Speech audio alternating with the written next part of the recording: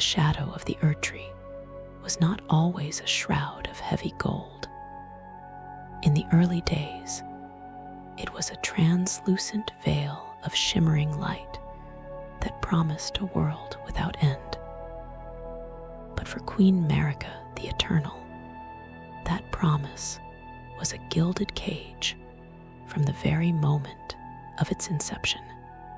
To understand the silent rebellion of the Eternal Queen, one must look past the propaganda of the Golden Order and into the quiet, hollowed-out spaces of the capital, where the goddess spent her centuries in contemplation of her own divinity.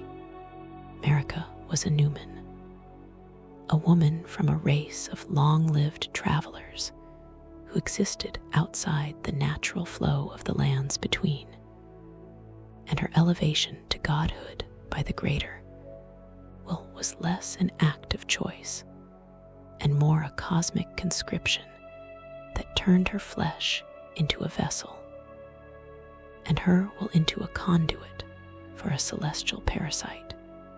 While the world saw a radiant mother of grace, Marika felt the cold, invisible fingers of the two fingers tightening around her spirit, guiding her every decree and ensuring that her empire served the singular purpose of the outer god that resided within the Erdtree's core. The silent rebellion did not begin with the strike of a hammer. It began with a whisper in the dark, a slow and agonizing realization that the immortality she had granted her people was a form of stagnation that would eventually turn the world into a stagnant pond where nothing could grow and nothing could truly change.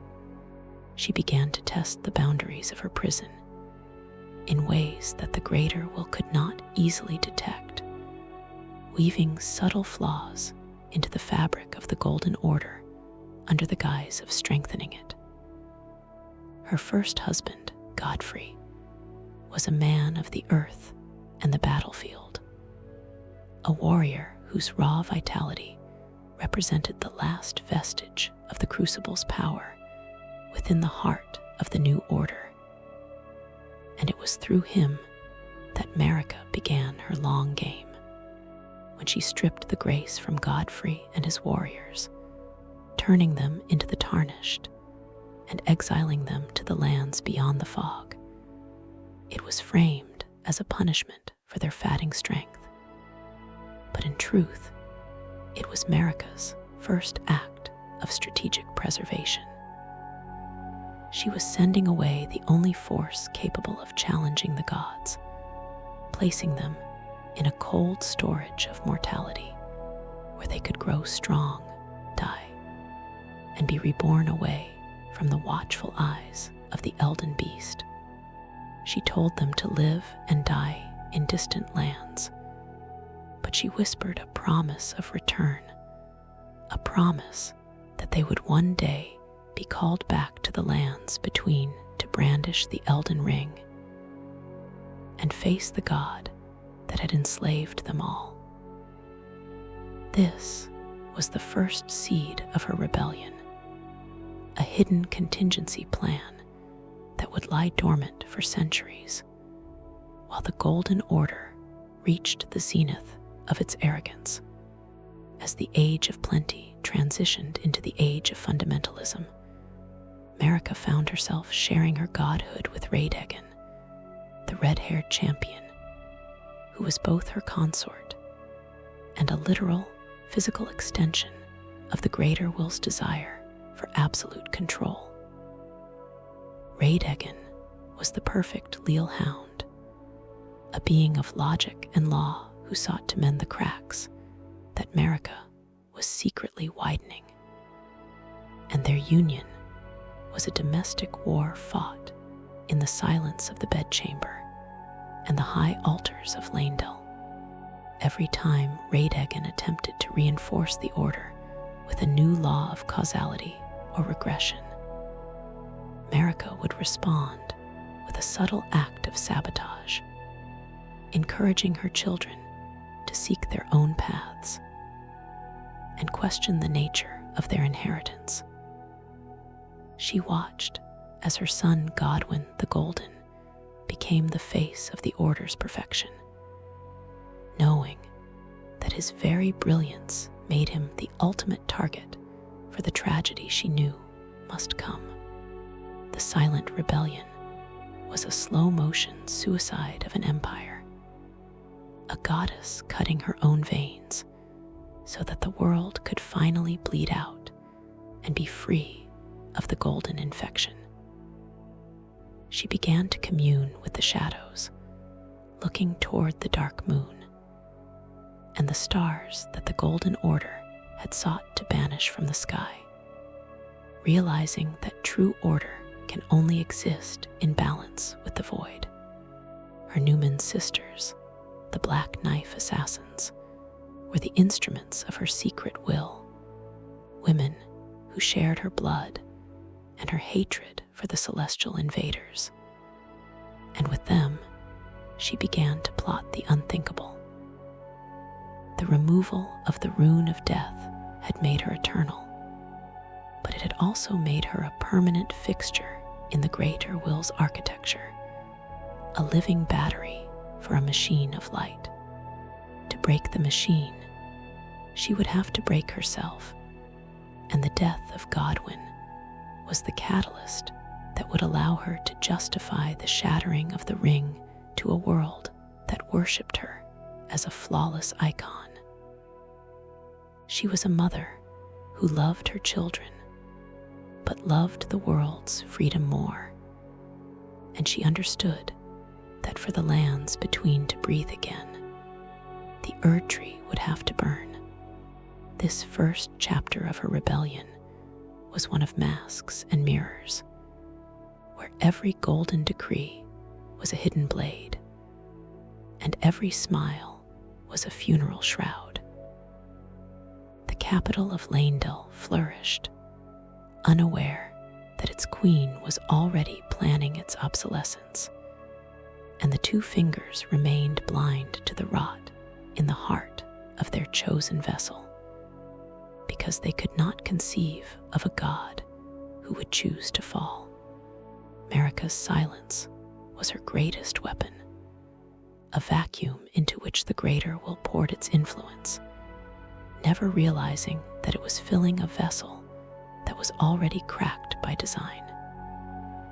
She spent her nights at the foot of the Elden Ring, feeling the hum of the Elden Beast within her, and she practiced the swing of the hammer in the theater of her mind, waiting for the exact moment when the stars would align, and the shadow of the moon would give her the cover she needed to strike.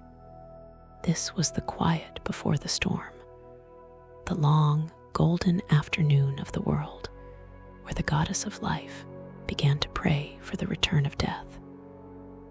She looked out over the Altus Plateau and saw not a kingdom, but a graveyard of potential, and she knew that the only way to save it was to destroy the very thing she had spent her life building. The silent rebellion was a pact made with the future, a gift of chaos to a world that was suffocating under the weight of an unyielding sun.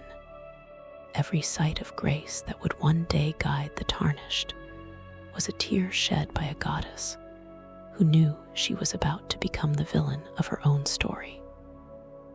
The stage was set, the actors were in place, and the eternal queen was ready to trade her crown for a hammer and her eternity for a chance at a real beginning.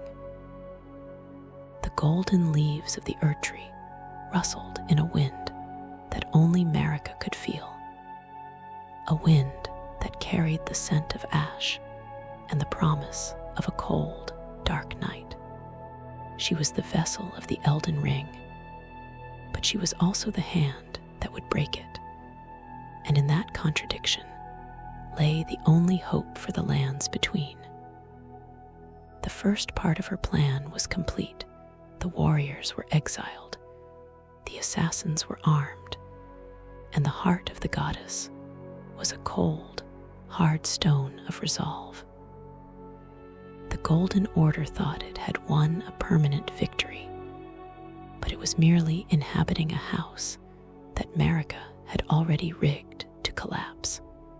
The silence of the Queen was the loudest sound in the universe, a scream of defiance that would echo through the centuries until the first hammer blow finally fell.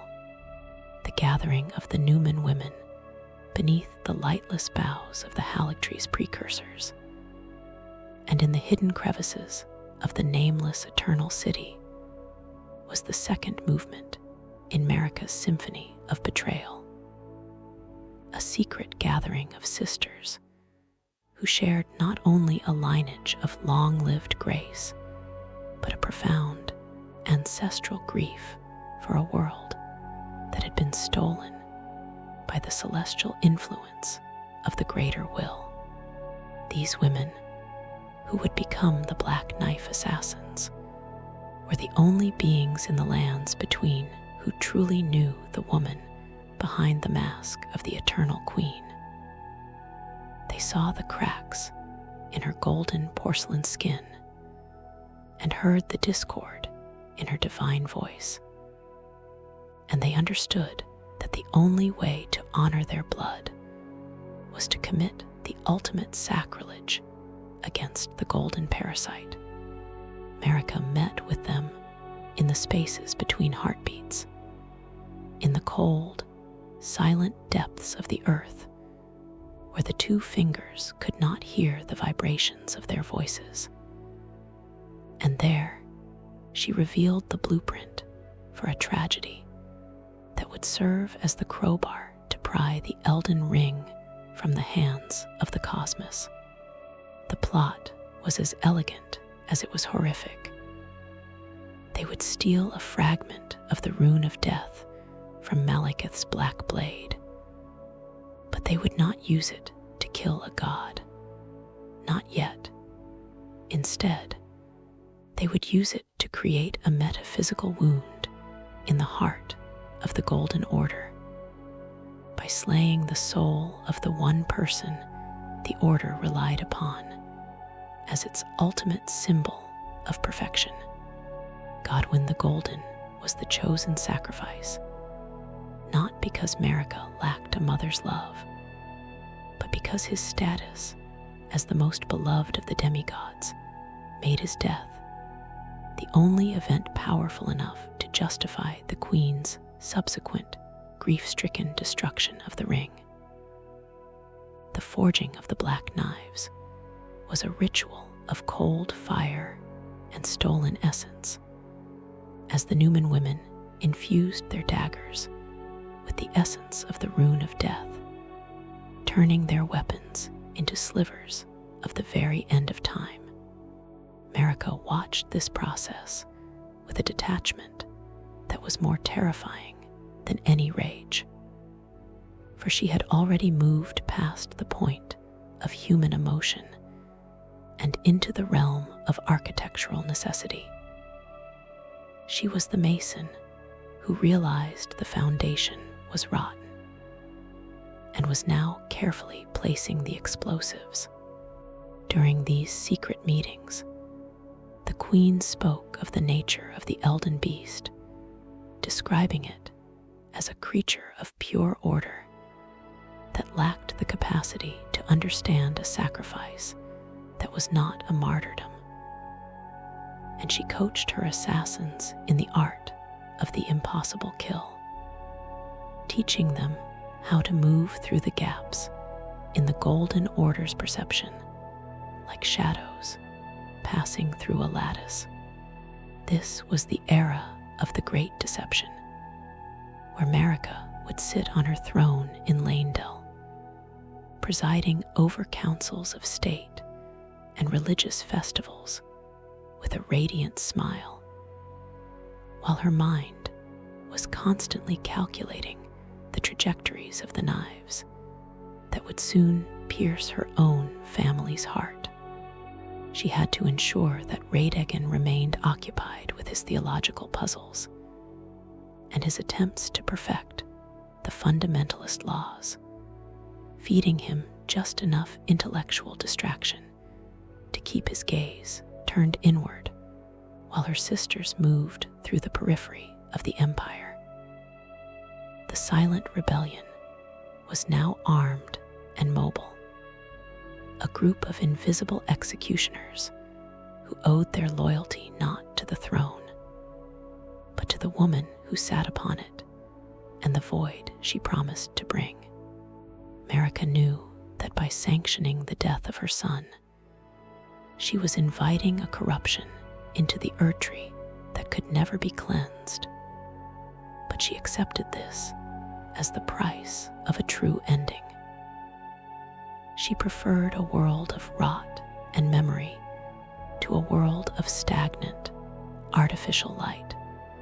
She began to prepare the omens that would precede the strike, allowing the whispers of the coming death to filter through the finger readers and the prophets, creating an atmosphere of mounting dread that would make the eventual assassination feel like an inevitable act of fate rather than a carefully orchestrated coup. The relationship between Marika and the Black Knives was a pact of silence that transcended the concepts of loyalty or treason. They were the collective hands of a goddess who could no longer bear the weight of her own immortality. As the night of the Black Knives drew closer, the queen spent her private moments in the bedchamber she shared with Radagon, watching his red hair glow in the candlelight and feeling the alien presence of the greater while vibrating within him. And she felt a cold, sharp satisfaction in the knowledge that his attempts to fix the world were about to be rendered utterly meaningless. The second part of her rebellion was the weaponization of her own lineage, a turning of the Newman blood against the golden grace that had tried to refine it into something sterile and safe. The daggers were sharp, the assassins were ready, and the queen's heart was a fortress of resolve that even the two fingers could not breach. She had created a weapon that could kill the unkillable, and in doing so, she had already begun to dismantle the divinity that made her a prisoner. The air in Lanedale grew thick with the scent of ozone and old, cold stone, as if the city itself could sense that the fundamental rules of its existence were being sharpened into a point. Marika stood on the balcony of the palace, looking out at the massive trunk of the Erdtree, and she saw it not as a source of life, but as a dead weight that needed to be felled. The countdown had begun, and the silent rebellion was about to find its voice in the scream of a dying demigod. This was the moment where the mother died, so the god could finally act. A transition that was as quiet as the falling of a leaf, but as heavy as the falling of a world. The Black Knives moved into position, ghosts in the halls of the capital, waiting for the signal that only Marika could give, the signal that would end the age of peace and begin the age of fire. The queen turned away from the light, embracing the shadow of the Newman, and for the first time in centuries, she felt a flicker of true, unadulterated hope. The stillness of the night in Lanedale was a physical pressure, a heavy, airless vacuum that seemed to anticipate the rupture of the world's fundamental laws. And for Queen Marika, The hours leading up to the first strike were a descent into a cold, clinical madness, where every motherly instinct was surgically removed to make room for the god who would break the sun. She sat in the high sanctum of the capital, her golden eyes fixed on the horizon where the Erdtree's glow met the natural darkness of the sky. And she felt the exact moment when her sisters, the Black Knife assassins, breached the inner sanctum of Godwin's chambers. There was no thunder, no celestial warning from the greater will, for the rune of death had been stolen so cleanly that even the Elden beast remained blind to its own vulnerability in those final, quiet minutes. Marika could feel the vibration of the black blades through the very fabric of the Elden Ring that lived within her marrow. She was the nervous system of the world, and she felt the needle prick of the assassination as if it were being carved into her own skin. As the blades, imbued with the cold essence of destined death, pierced the flesh of Godwin the Golden, a spiritual shockwave rippled through the golden tapestry of the Erdtree, and Marika's silent rebellion claimed its first and most devastating toll. She did not weep, for her tears had been dried by the heat of her ambition centuries ago, but she felt the extinguishing of her son's soul like a light being snuffed out in a distant room of her own mind. This was the moment of no return. The bridge burned behind her. She had traded the life of her most perfect child for the chance to wound the god that had made him a symbol of a stagnant eternity. The internal struggle she faced was not one of regret, but of endurance, as she had to maintain the facade of the mourning mother, while her inner self was already preparing the next blow against the ring. She felt Radagon's presence within her, the other half of her divine self, thrash in confusion and horror, as the Golden Order's logic failed to account for a death that should have been impossible. Radagon's frantic attempts to diagnose the spiritual failure were a frantic hum in the back of her consciousness. But Marika had already built a wall of silence around her heart, locking him out of her true intentions, even as they occupied the same physical form. Outside, the capital began to wake to the nightmare. The golden banners of the city were stained by the creeping fog of the Prince of Death, and the first screams of the handmaidens began to echo through the stone corridors.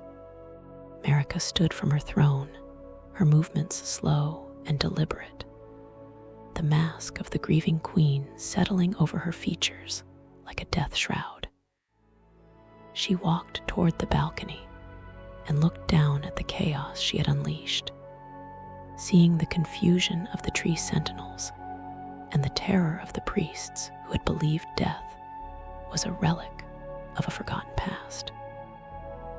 This was the birth of the deep sadness, a state of being that Marika would cultivate and weaponize to justify her final descent into heresy. She knew that the greater will would be watching her now, looking for a sign of weakness or a plea for guidance. But she gave it only a hollow, echoing grief that acted as a shield for her ongoing sabotage. The death of Godwin's soul, while his body remained a festering, soulless husk, was the perfect poison for the Erdtree's roots. It introduced a permanent error into the system, a recursive loop of living death that the Golden Order could never resolve without tearing itself apart. Marika watched as the corruption began to bleed into the roots, the first tendrils of deathroot reaching out like the fingers of a drowned man. And she felt a grim satisfaction in the knowledge that the Erdtree was no longer a monument of life, but a tomb that was being filled from the inside out. This part of her rebellion was the most agonizing, for she had to witness the desecration of her own lineage to ensure the freedom of the world, a sacrifice that the history books would never understand. She was the architect of her son's murder, the silent accomplice to the Black Knives, and the only being in the universe who knew that the true killer of Godwin was not the assassins, but the light that had made his life a gilded cage. The night of the Black Knives was the hammerfall that cracked the sky, but for Marika, it was simply the opening of a door. She began to distance herself from the day-to-day governance of the Empire, retreating into the deeper chambers of the Erdtree, where the Elden Ring shimmered in its fractured glory. And there, she began the long, arduous process of weakening the metaphysical bonds that held the great runes together. She was preparing the soil for the Shattering, ensuring that when she finally struck the ring, it would not just break, but explode into 1,000 competing truths that would force her children to fight and grow or perish in the struggle. The silent rebellion had found its voice in the silence of a dead prince, and the Queen of the Lands Between was now a ghost haunting her own palace, a goddess who had decided that the only way to be a mother to the future was to be a murderer of the present. Every prayer offered to her in the wake of the tragedy was a bitter taste in her mouth, a reminder of the blind devotion that had made her imprisonment so absolute. She looked at the Elden Ring, the source of her power and her pain, and she saw the flaws she had hidden within its geometry, the secret kill codes she had spent lifetimes whispering into its golden threads. The third part of her war was the War of the Soul, a period where she had to live as a lie to destroy the ultimate lie of the Golden Order. The stars above Leyndell seemed to pulse with a new, dark energy, as if the cosmos was finally turning its gaze back toward the world that had tried to forget it. Marika stood at the center of the storm, the most isolated being in existence, knowing that her name would be cursed by the very people she was trying to save. She was the vessel of the Erdtree, the heart of the Golden Order, and the mother of the demigods, and she was about to burn it all down to see if anything real could survive the fire.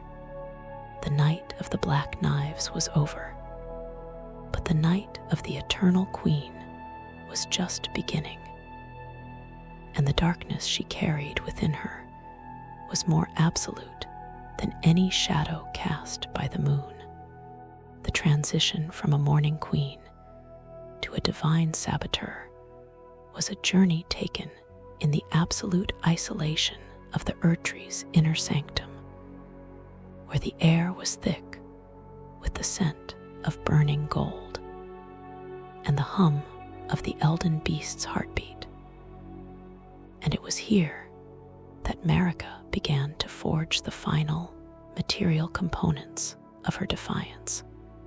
She knew that shattering the Elden Ring would not be enough to truly liberate the lands between. She needed a weapon that could strike at the very concept of divinity, a tool capable of slaying the manifestation of the greater, will itself, should it ever attempt to repair the cage she was about to break. To this end, she turned her gaze toward the misbegotten and the prisoners of the order, finding in the smith Hugh a soul possessed of a singular, desperate talent, and a spirit already broken by the cruelty of the Golden Order. Marika brought Hugh into her secret confidence, shackling him to the round-hole table with a task that was as much a curse as it was a sacred duty. He was to forge a weapon capable of killing a god.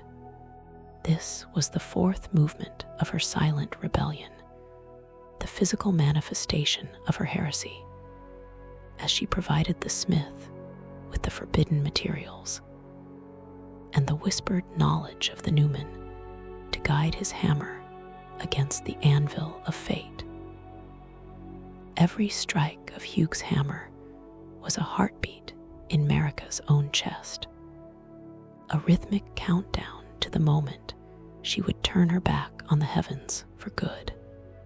While she oversaw this clandestine work, she continued to play the role of the shattered mother in the eyes of the public, retreating further from the light of the capital and allowing the Golden Order to begin its slow, unguided drift into paranoia. Radagon, ever the loyal hound of the greater will, felt the growing distance between them as a physical ache, and he redoubled his efforts to repair the spiritual damage caused by Godwin's death, never realizing that the woman he shared a body with was the one deepening the cracks. Marika watched his futile efforts with a mixture of pity and cold resolve, knowing that his desire for fundamentalist perfection was the very thing that made the order so brittle.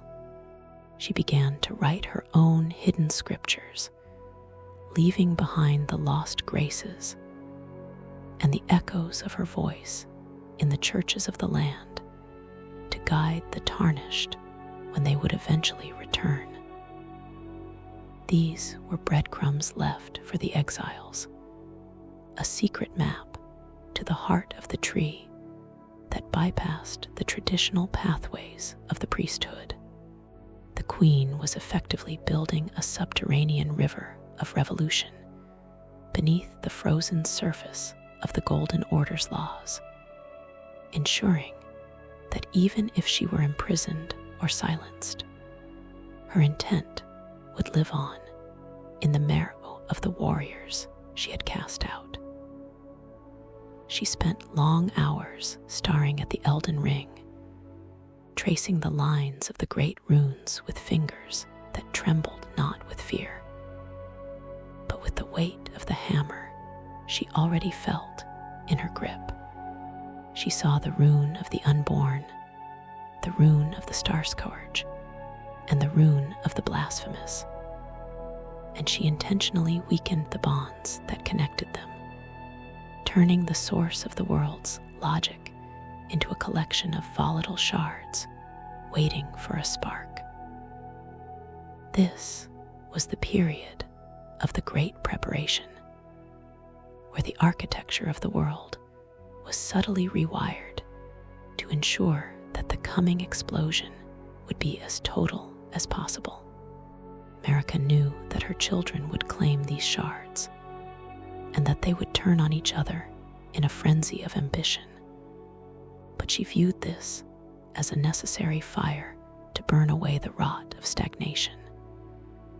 She wanted a world where the strong had to prove their worth, rather than simply inheriting a throne of light. Her relationship with the smith Hugh became the quiet, beating heart of her rebellion, a god and a slave united by a shared hatred for the chains of the greater will. She gave him the embers of the giant's flame and the shards of ancient dragons, telling him that the weapon he made must be sharp enough to cut through the fabric of grace itself.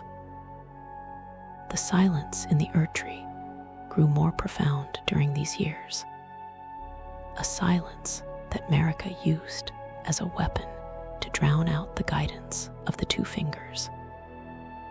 She was becoming a ghost in her own machine, a divinity that had already checked out of its own religion.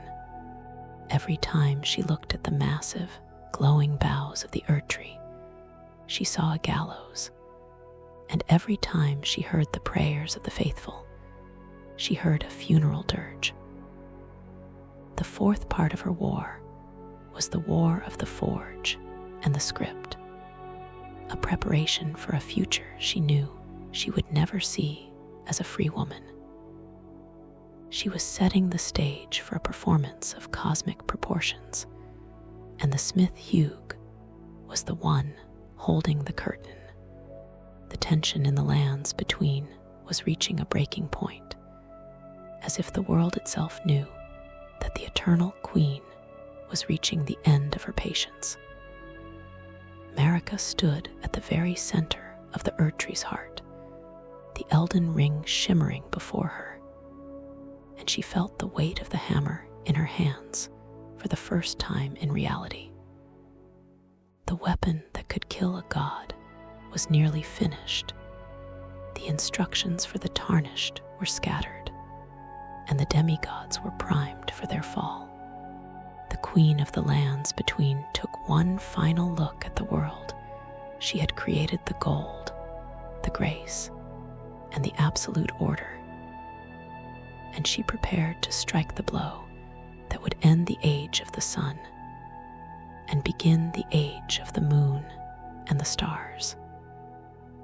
The silent rebellion was about to become the loudest event in history, and Marika was ready to be the first casualty of her own liberation. The moment of the final rupture did not occur during a grand assembly or a public ritual, but in the oppressive, golden silence of the Erdtree's innermost chamber, where the air was thick with the scent of ozone and the dying breath of a god's patience. Queen Marika stood before the Elden Ring, the shimmering geometry of reality that she had carried within her own flesh for eons. And for the first time in the history of the Golden Order, the vessel of the Greater will looked upon its contents with an eye of pure, unadulterated destruction. In her hand, she gripped the hammer that had once built the foundations of Leyndell, a tool of creation that she had now repurposed for the ultimate act of deconstruction. This was the fifth movement of her silent rebellion, the point where the whisper became a thunderclap that would echo through the souls of every living being in the lands between. Marika knew that by striking the ring, she was not just breaking a physical object. She was shattering the very concept of certainty, causality, and fate. As she raised the hammer, she felt the immediate and violent resistance of Radagon, the loyalist half of her own being, who thrashed against her control with the desperation of a man trying to stop his own heart from beating. The internal war between the queen who wanted freedom and the king who demanded order reached its zenith in that lightless sanctum, a struggle of wills that twisted their shared body into a grotesque dance of gold and shadow. But Marika's resolve was a stone that had been polished by centuries of grief and observation. And with a scream that was felt rather than heard, she brought the hammer down. The first blow did not just crack the ring, it sent a shockwave through the firmament, causing the very stars to shudder and the Erdtree to groan as if its heartwood had been pierced by a mountain. Each subsequent strike was an act of surgical heresy, as Marika targeted the specific runes she had weakened over the years, ensuring that the explosion of grace would be catastrophic enough to prevent the greater will from simply mending the damage. The Elden Ring began to splinter, its golden threads snapping like high-tension wires, releasing bursts of raw, unrefined divinity that scorched the walls of the sanctum and blinded the unseen observers of the cosmos. Radagon, in a frantic countermove, attempted to seize the hammer and use his own divine essence to repair the fractures as they appeared. But for every crack he tried to seal, Marika opened 10 more, her hammer falls timed to the rhythm of her own defiance. This was the true Shattering, not just a war of armies, but a war of the self, a god trying to commit suicide, while her shadow tried to keep her alive in a state of eternal imprisonment. The light of the Erdtree flickered and pulsed with a sick, amber intensity, and across the lands between, the sky turned the color of a fresh bruise. In that moment, the demigods felt their inheritance shift from a blessing to a burden, as the great runes were torn from the central ring and scattered into their possession like hot coals. Marika felt the weight of the Elden Ring leave her body, replaced by a cold, hollow vacuum that threatened to consume her spirit. Yet in that emptiness, she found the only true peace she had known since her ascension. She had done it. She had broken the unbreakable. The Golden Order was no longer a law, but a collection of suggestions, and the greater will was suddenly deaf to the world it had tried to perfect. But the price of this liberation was immediate and absolute. The Elden Beast, the vassal of the greater will, manifested within the wreckage of the ring, a creature of cosmic light and terrifying indifference that seized Marika's broken form and suspended her within the tree, piercing her with a spear of red gold light that would serve as her cross for the rest of eternity. She was imprisoned, her body a shattered husk that Radagon would inhabit in his futile, ongoing attempt to mend the ring. But her mind remained a sanctuary of victory. The fifth part of her rebellion was the achievement of the impossible fracture, a wound in reality that could not be healed by anything less than a total transformation of the world. As she hung there in the amber dark, Marika looked out through the eyes of her echoes, watching as the first fires of the Shattering War began to rise on the horizon. She saw her children claim their shards and felt the first stirrings of the tarnished in the distant lands beyond the fog, knowing that the long wait had finally begun.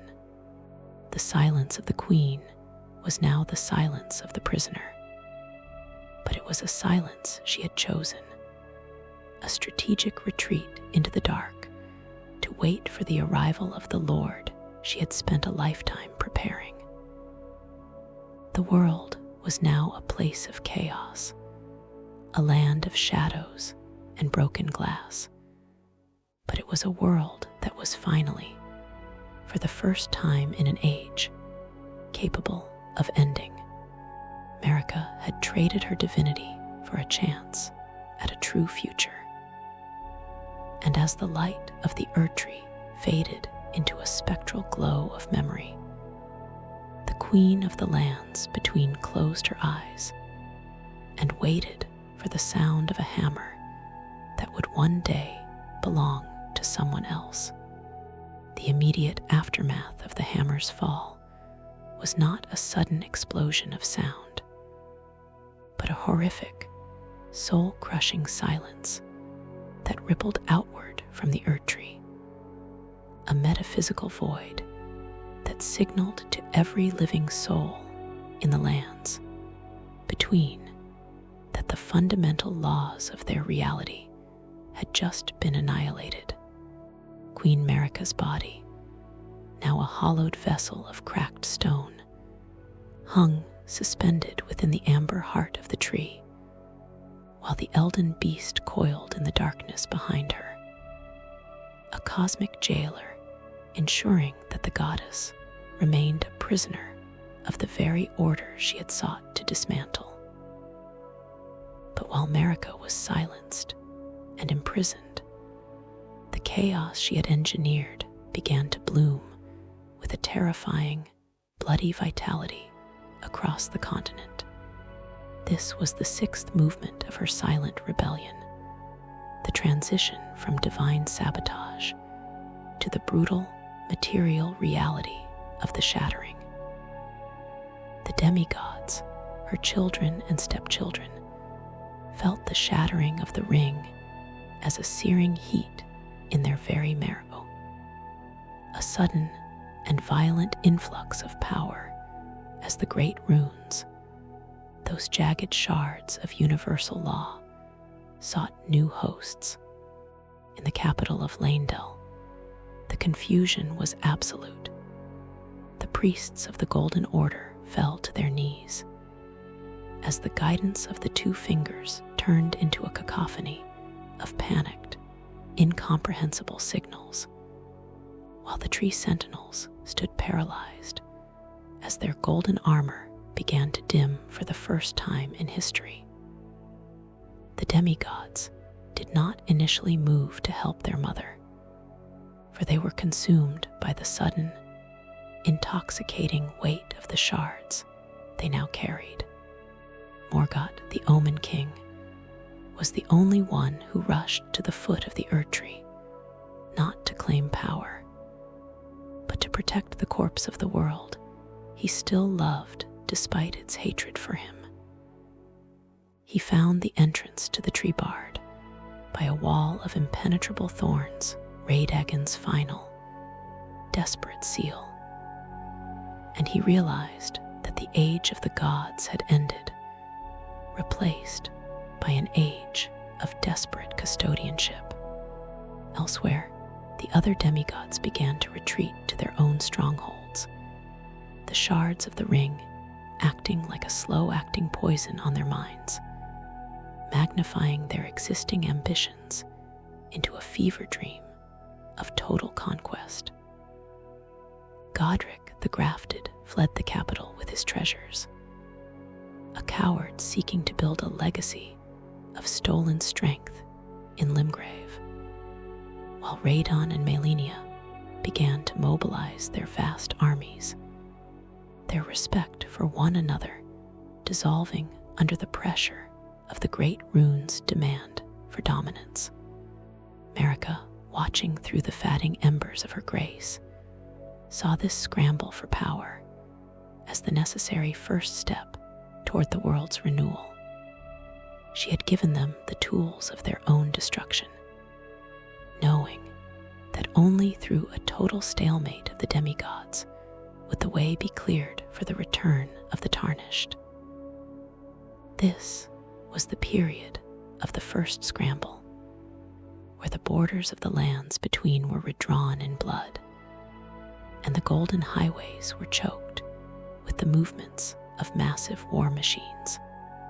The sky over the Altus Plateau turned a permanent, bruised purple as the atmospheric pressure of the shattered ring began to distort the weather, and the Erdtree's leaves began to fall in a golden rain that would never be replaced.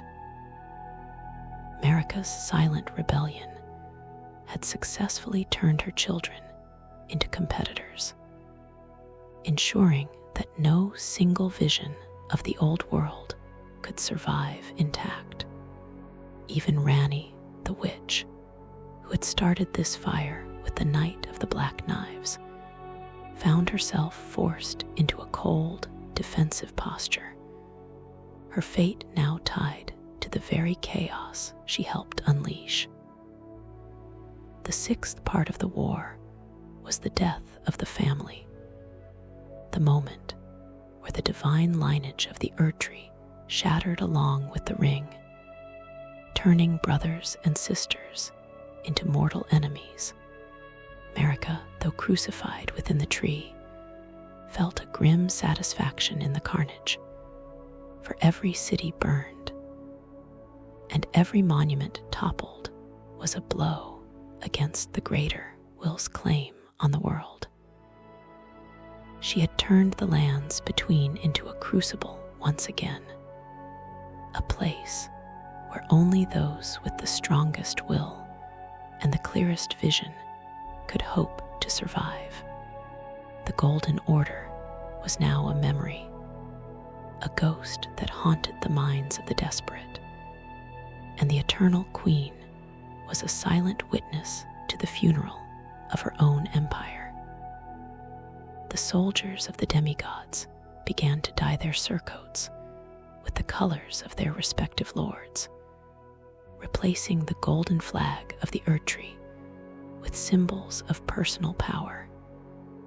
And the great wars of the Shattering began in earnest at the gates of Leyndell and the plains of Liurnia.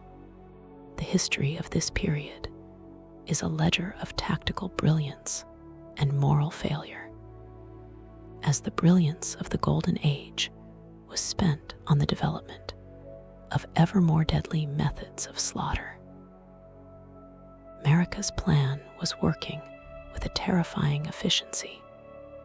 The world was breaking exactly where she had placed the cracks, and the stagnation she so feared was being replaced by a frantic, terminal energy. The silence within the Erdtree was the only place where the peace of the old world still lingered. But it was the peace of a tomb, a lightless void where the goddess waited for the first of the exiled warriors to hear the call. The sixth part of her war was the War of the Shards, a period where the divinity of the world was partitioned and weaponized, and the lands between began their long, slow descent into the gray, ash-choked purgatory that the tarnished would one day inherit. Marika hung in the dark, her spirit a flickering candle in the storm of her own making, and she whispered the names of the exiled into the void, a prayer for a lord who would be strong enough to finish what she had started. The stalemate of the demigods was the seventh movement in Marika's silent rebellion, a period of agonizing attrition where the momentum of the Shattering ground to a halt against the jagged edges of the demigods' own egos. And it was in this very paralysis that the Queen's long-dormant contingency plan began to stir with a life of its own. Marika, though her body remained a broken statue of stone, suspended in the amber heart of the Erdtree, had designed the Shattering not to produce a victor, but to create a vacuum of power that only a force from outside, the influence of the greater, will could fill. As the years turned into decades, and the decades into centuries, the demigods proved her right. They were all worthy of their shards, yet none was strong enough to claim them all, leaving the lands between in a state of terminal decay, where the gold was replaced by rust, and the grace was replaced by a hollow, lingering exhaustion. This was the moment Marika had anticipated when she first cast out Godfrey and his warriors. And now she began to pull the invisible threads of fate from across the fog, sending out a spectral resonance that would wake the dead in distant, forgotten lands. This seventh part of her war was the reawakening, a metaphysical beacon that pierced the veil of mortality she had once imposed upon the tarnished. She began to breathe a phantom grace into the lungs of those who had died in exile, whispering into the souls of the brave, the desperate, and the ambitious that the path to the Elden Ring was open once again.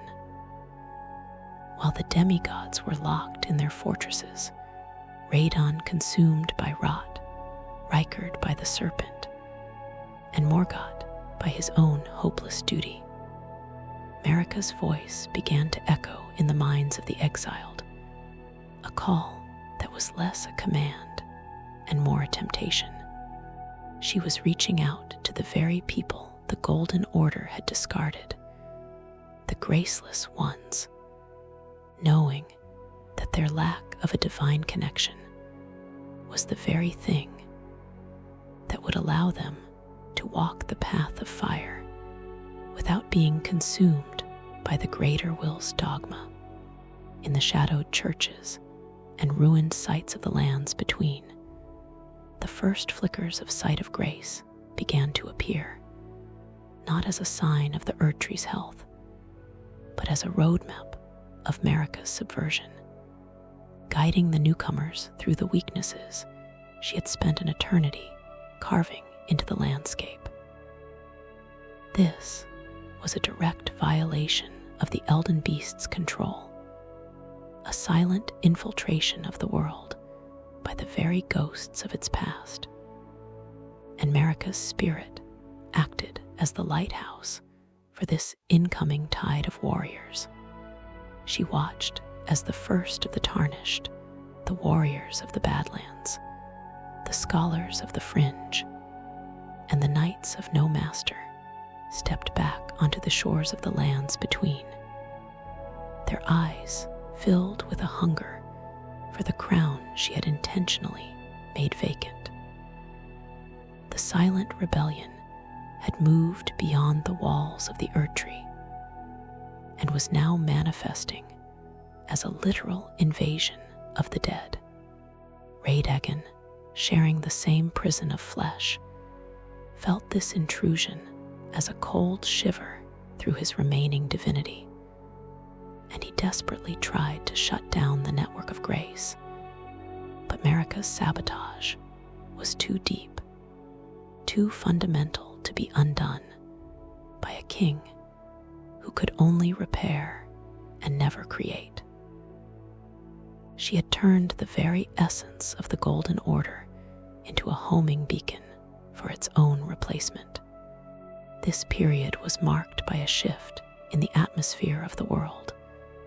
The heavy, oppressive silence of the stalemate was replaced by a new, sharp tension, as the demigods realized that they were no longer just fighting each other, but were being hunted by something they did not understand.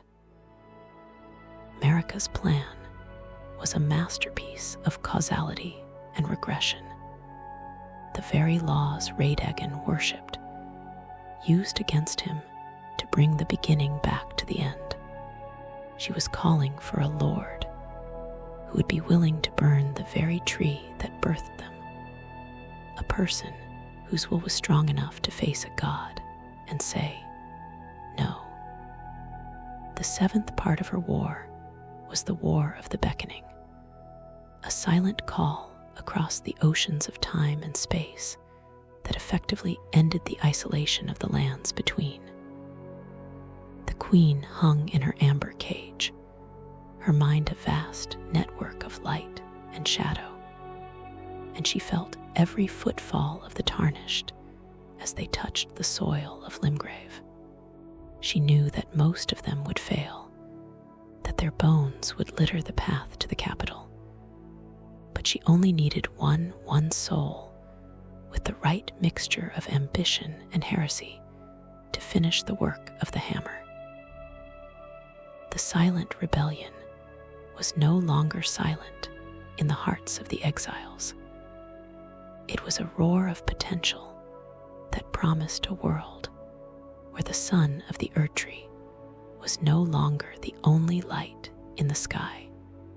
Marika had successfully bypassed the celestial censorship of the two fingers, creating a direct line of communication between her own shattered divinity and the mortal world. The stage was set for the final act, and as the first tarnished approached the gates of Stormville, the Queen of the Lands Between allowed herself a moment of cold, divine anticipation. The stalemate was broken, the call was answered, and the age of the god was finally, irrevocably, drawing to its close.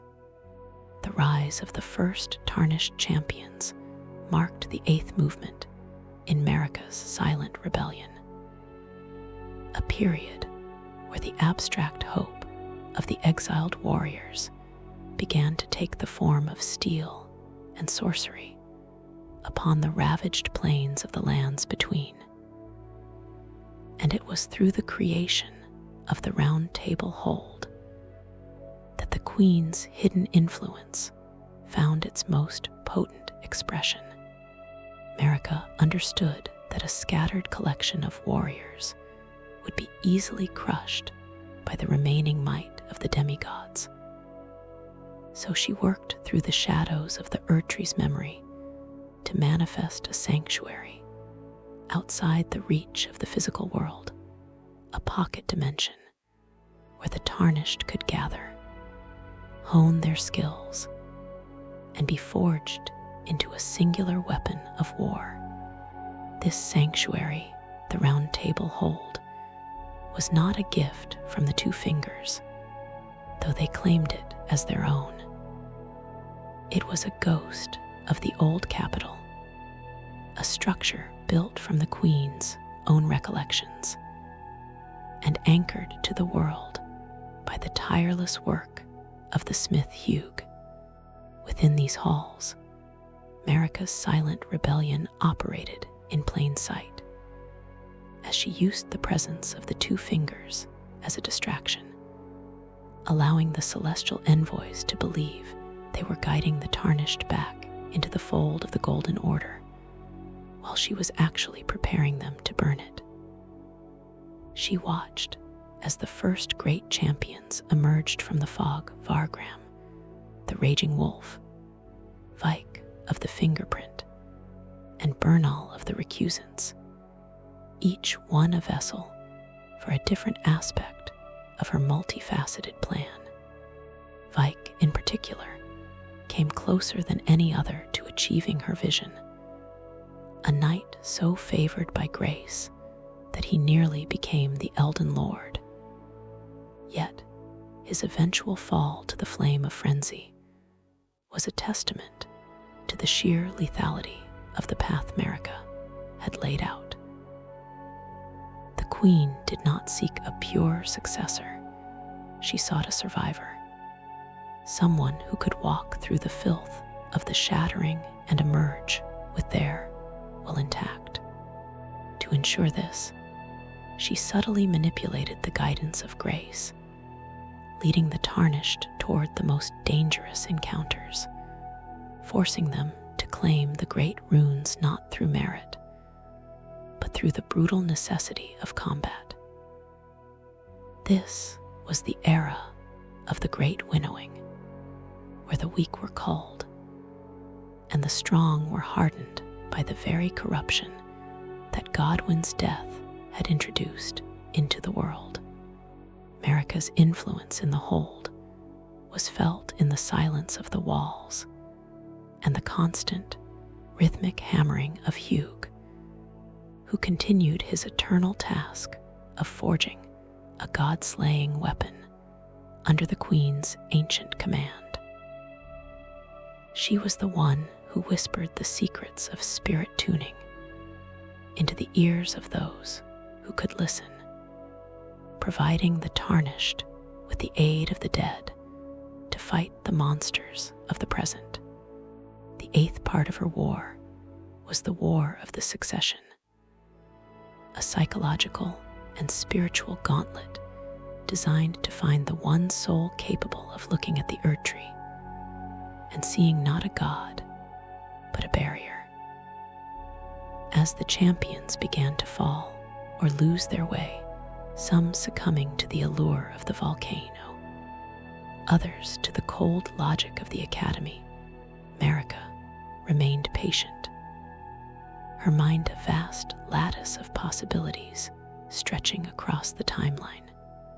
She knew that the path to the Elden Ring was paved with the failures of 1,000 heroes, and she welcomed each failure as a refinement of the process. In the physical world, the demigods began to feel the pressure of this new, relentless force. Morgoth, from his throne in Leyndell, was forced to deploy his fell omen projection to hunt the tarnished at the gates of Stormville. Realizing too late that the exiles were no longer the disorganized rabble he had once exiled, Marika's rebellion had successfully turned the graceless into the grace-driven, a semantic shift that masked the fact that they were now the ultimate agents of chaos. The atmosphere in the lands between grew electric with the coming of the end, as the first of the tarnished began to breach the walls of the minor Erdtrees and claim the fragments of the world's soul. The eighth part of her war was the final hardening of the blade, the moment where the Queen's hidden instructions to the exiles began to bear fruit in the form of shattered great runes and fallen demigods. Marika, still crucified in the dark, felt the death of each of her children as a release, a snapping of the chains that bound her to the greater will's design. She was a mother who was systematically erasing her own legacy to ensure that a new one could be written on a clean slate. The Round Table Hold became a factory of destiny, a place where the legends of the past were recycled into the lords of the future, and Marika's silent hand was the one turning the wheel. The two fingers, in their arrogance, continued to offer their cryptic blessings, unaware that the very warriors they blessed were carrying the embers of the giant's flame in their hearts. The same flame Marika had once conquered, now preserved as the only tool capable of setting the world free. The countdown to the final confrontation was nearing its end, and the Queen of the Lands Between watched as the chosen tarnished, the one who would finally cross the threshold, began their ascent toward the Altus Plateau. The silent rebellion was no longer a secret. It was a storm, and the Erdtree was the lightning rod that would bring it all down. The ninth movement in Marika's silent rebellion was the arrival of the inevitable end at the very gates of the capital, a moment where the metaphysical distance between the Queen's intent and the physical reality of the world finally collapsed into a singular, burning point of no return.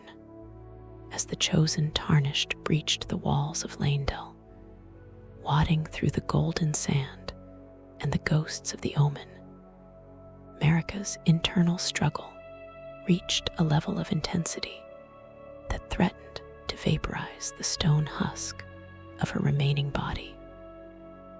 Within the lightless hollow of the Erdtree, the dialogue between the Queen and Radagon was no longer a matter of whispered thoughts, but a violent, rhythmic collision of two opposing realities occupying a single soul.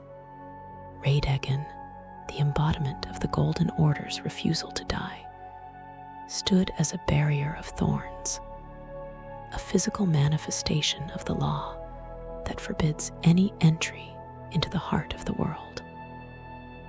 He was the final, desperate shield of the greater will, trying to protect a god that had already chosen to perish. But Marika, even in her shattered state, was the one who had cleared the path for the fire.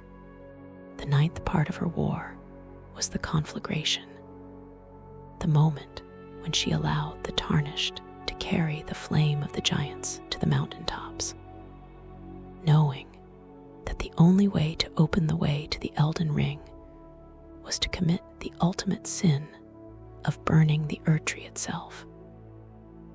As the first sparks of the Forge of the Giants touched the spectral boughs of the great timber, the sky of the lands between was stained with a revolutionary red, a color that had been banished since the dawn of the Age of Plenty. For Marika, the sensation of the tree burning was not one of pain, but of a profound, cold liberation. The fire was eating the bridge that connected the world to the stars, severing the umbilical cord of the greater will. Inside the tree, she looked upon Radagon through the fractured mirror of their shared existence, and saw his terror, the terror of a fundamentalist facing a paradox that cannot be solved with logic. He tried to hammer the ring back together, even as the fire licked at the roots. A futile gesture of a man trying to mend a glass house, while a hurricane was tearing it from the foundation. Marika's silent rebellion had now found its most visible and terrifying voice in the roar of the burning wood, and the ash that began to fall like snow over the capital. This was the period of the final descent, where the divinity of the Erdtree was stripped away, revealing the raw, wounded heart of the world that had been hidden for eons. The queen watched as the Tarnished, fueled by the very grace she had weaponized, ascended the ashen stairs toward the throne, realizing that her plan had worked with a precision that was almost cruel. She had created a lord who was not a servant of the gold, but a master of the flame, a person who had seen the hypocrisy of the order and was willing to step over the corpse of a god to claim the future. The internal dialogue between the two halves of the divine vessel became a cacophony of regression and rebellion. Radagon argued for the preservation of the law at any cost, while Marika countered with the necessity of the void. She reminded him that a world that cannot die is a world that can never truly live, and that the eternal was merely a polite word for a prison. The ninth part of her war was the destruction of the mirror, the breaking of the illusion that she and the greater will were one and the same. As the thorns began to char, and the way to the Elden Ring was finally revealed, Marika felt the presence of the Elden Beast tightening its grip on her spirit, preparing for the final confrontation with the intruder. She knew that she would be used as a weapon, that her own body would be wielded by the beast in a desperate attempt to maintain its hold on the world. But she also knew that the Tarnished carried the sword of Hugh, the weapon she had commissioned in the dark of the Forge centuries ago. The ninth movement was the closing of the trap. The fire was lit, the Lord was present, and the god-slaying weapon was ready to be brandished. The silence of the queen was now replaced by the crackle of the flames, a sound that spoke of an ending that was finally, mercifully, at hand. The history of the lands between was about to be reduced to a pile of ash, and from that ash, Marika hoped to see the first sprout of a world that didn't need a queen. She stood at the threshold of the end, a broken goddess waiting for the first strike of the final battle, knowing that her name would soon be a memory of a time before the world learned how to breathe on its own. The golden light was dying, the red flame was rising, and the silent rebellion was about to conclude in a symphony of shattered glass and starlight.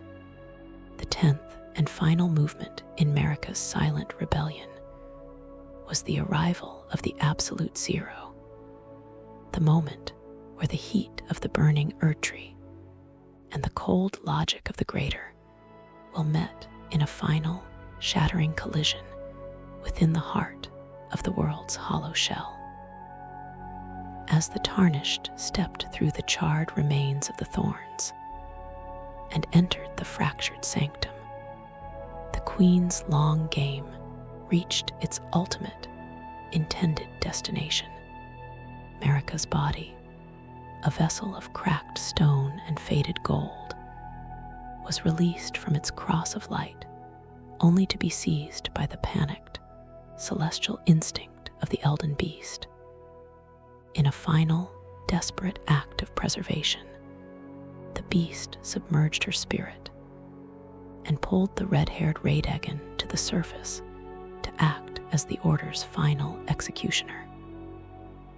This was the period of the divine agony, where the internal war Marika had waged for centuries became a physical reality for the Tarnished to witness. Radagon, wielding the same hammer Marika had used to break the world, fought with the frantic, mechanical efficiency of a machine that refuses to accept its own obsolescence. While Marika's intent lived within the very shadow of his strikes, a silent weight that made his movements heavy and his victory impossible. When the Tarnished finally struck down the King of the Golden Order, the Elden Beast manifested in its true cosmic form, a multi-winged creature of the stars that turned the battlefield into a sea of liquid gold. And it was here that Marika's greatest investment, the smith Hugh's god-slaying weapon, finally tasted the blood of the heavens. The death of the Elden Beast was the final scream of the greater will's influence in the lands between, a soundless explosion of light that signaled the total dissolution of the old laws and the absolute success of the Queen's rebellion. As the cosmic parasite dissolved into starlight, the vessel of Marika was left as a shattered, headless statue upon the cold stone floor, the Elden Ring lying in pieces at her feet, waiting to be mended or replaced by the hand of the new Lord. The 10th part of her war was the Great Release, the moment where the spirit of the Newman woman was finally severed from the divinity that had been her cage for an eternity. She was no longer a goddess, no longer a vessel, and no longer the eternal. She was simply the memory of a woman who had burned down the universe to see if its inhabitants could survive the cold. As the Tarnished approached the remains of the ring, carrying the mending runes of the various paths, the gold of perfect order, the rod of despair, or the cold of the moon, Marika's silent influence reached its final, most profound choice. She had provided the chaos, she had provided the weapon, and she had provided the opportunity. The new age was not her burden to carry, but a gift she had purchased with the lives of her children and the soul of her empire. If the tarnished chose the path of the moon, the influence of the greater will was completely banished, leaving the lands between to find its own way in the dark, an outcome that was perhaps the truest fulfillment of Marika's hidden desire for total liberation. If they chose to mend the ring, it was at least a ring of the people's choosing, not a cosmic mandate. The history of the lands between transitioned from the age of myths to the age of men, and the name of Marika began to fade from a title of worship to a footnote of ancient tragedy. The silent rebellion was over. The queen was dead. The tree was a hollow monument of ash, and the golden grace that had once dictated the path of every soul was now a faint, flickering memory in the hearts of the survivors. Marika's legacy was the void she left behind, a space where something new could finally grow without the interference of the stars. She had successfully committed the ultimate crime against the heavens and the ultimate act of love for the world, proving that even a god can choose to be human if they are willing to pay the price in blood and gold. The final breath of the age of the Erdtree was a sigh of relief, a collective exhale from a world that had been holding its breath for 10,000 years. The tarnished sat upon the throne or walked away into the stars. But either way, the silence of Marika was finally absolute, a silence of peace, a silence of completion, and a silence of a rebellion that had finally, through fire and stone, won its freedom.